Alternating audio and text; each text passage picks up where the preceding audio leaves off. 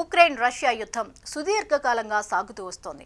Russia దగ్గర oil కొనకూడదని America కొన్ని ఆంక్షలు విధించింది. రష్యా దగ్గర ఆయిల్ కొంటున్నందుకు ఇండియాపై 25% టారిఫ్స్ వేసిన సంగతి తెలిసిందే. మోదీ నాకు మిత్రుడు అని చెప్పుకుంటూనే డొనాల్డ్ ట్రంప్ ఇండియాపై ఆంక్షలు విధిస్తూ వక్రబుద్ధి చూపించుకుంటున్నారు. అమెరికా ఆరోపిస్తుంది ఏంటంటే రష్యా దగ్గర ప్రపంచ దేశాల చమురు కొంటే వచ్చే డబ్బులతో రష్యా ఆయుధాలు తయారు చేసుకుని ఉక్రెయిన్ను నాశనం చేస్తోంది అని.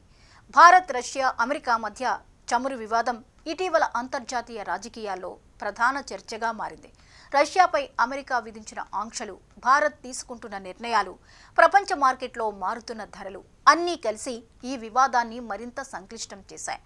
రష్యా ఉక్రెయిన్ యుద్ధం మొదలైన తర్వాత అమెరికా లాంటి దేశాలు రష్యాపై కఠిన ఆంక్షలు విధించాయి.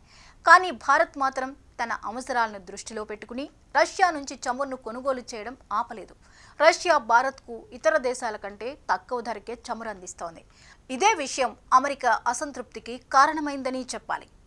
భారత్ రష్యా నుంచి చమురు దిగుమతులు చేసుకోవడం కొత్త విషయం కాదు. గత కొన్నేళ్లుగా ఇది మరింత పెరిగింది.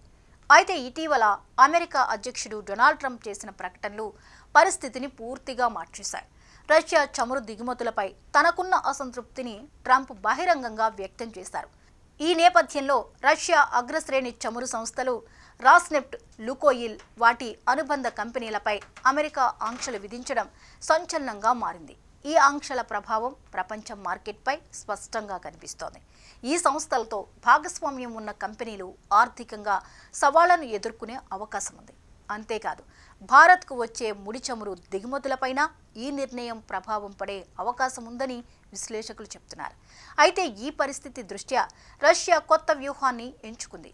అదేంటంటే అమెరికా ఆంక్షల నేపథ్యంలో క్రూడ్ ఆయిల్ ధరలు గణనీయంగా తగ్గాయి. ఈ అవకాశాన్ని ఉపయోగించుకుంటూ రష్యా భారత్కు భారీ డిస్కౌంట్లు ఇవ్వడానికి సిద్ధమైంది. 2 సంవత్సరాల్లో ఎన్నడూ లేని తక్కువ రేట్లకు ముడి చమురును అందించేందుకు మాస్కో ముందుకు వచ్చింది. దీంతో భారత్ రిఫైనరీలు మరింత ప్రయోజనం పొందే అవకాశం ఉంది. గత 2 ఏళ్లుగా భారత్ రష్యా చమురును అధికంగా దిగుమతి చేసుకుంటోంది. ప్రస్తుత ఆర్థిక, రాజకీయ పరిణామాలు ఈ సంబంధాన్ని మరో దశకు తీసుకువెళ్లే అవకాశం కనిపిస్తోంది.